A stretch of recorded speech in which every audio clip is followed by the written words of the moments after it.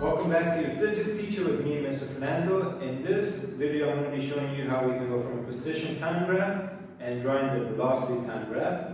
And the two types of motion I'm going to be focusing on, you should be able to recognize it. If this is a position time graph, and we have a linear graph with a non-zero slope, this represents uniform motion. Or you could say uniform velocity, both are correct. And the second one, if the position is not changing with time, then this is showing you an object that happens to be sleeping, like our cheetah, right? We like to talk about our cheetah, so our cheetah is just at rest. Alright, so now what we want to do, we want to draw a velocity time graph, and we recall that we go from position time graph to velocity time graph by calculating slopes.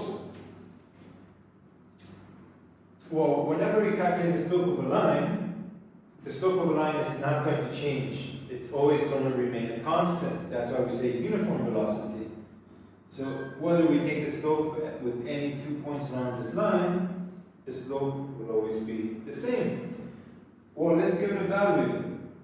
This is approximately, let's say, 6 in steepness. But what are the units for the slope? Meters per second. So the slope will be 6 meters per second.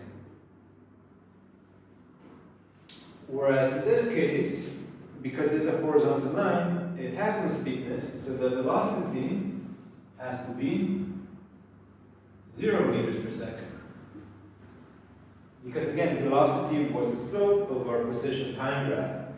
But if we want to represent this with the velocity time graph, we imagine drawing a graph below it and lining up our time axis in a nice way. So let me draw it out and then we'll talk about it.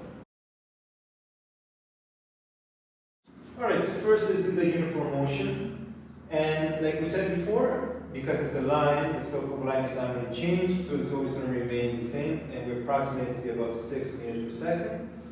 So what does that mean? Let's say we're interested in what happens at time 1 second.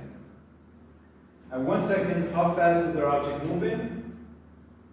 6 meters per second. So we plot that with the velocity axis. At 6 meters per second. How fast is the object moving at the 2 second point? Well, again, because the slope of the line does not change, the velocity is still going to be 6 meters per second. And at 3 seconds, again, the slope is still going to be 6. So let's do 2 more.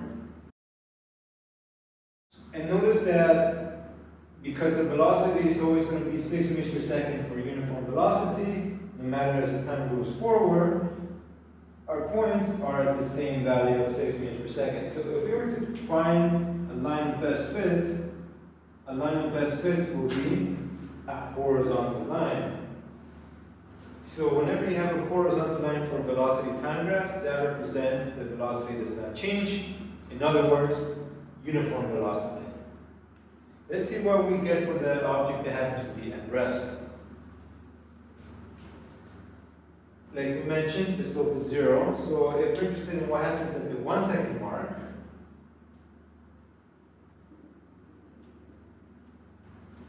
how quickly is the object moving? Well, it's not moving, it has 0 velocity, so we can plot it at the 0 velocity part. At the 2 second mark, our object is still not moving, it has 0 velocity. And we continue doing this for a few other points. And notice that the velocity, because it remained at 0, is going to be along the x-axis, or in this case, the time axis. So if we were to find the curve of best fit, it's going to line up with the x-axis.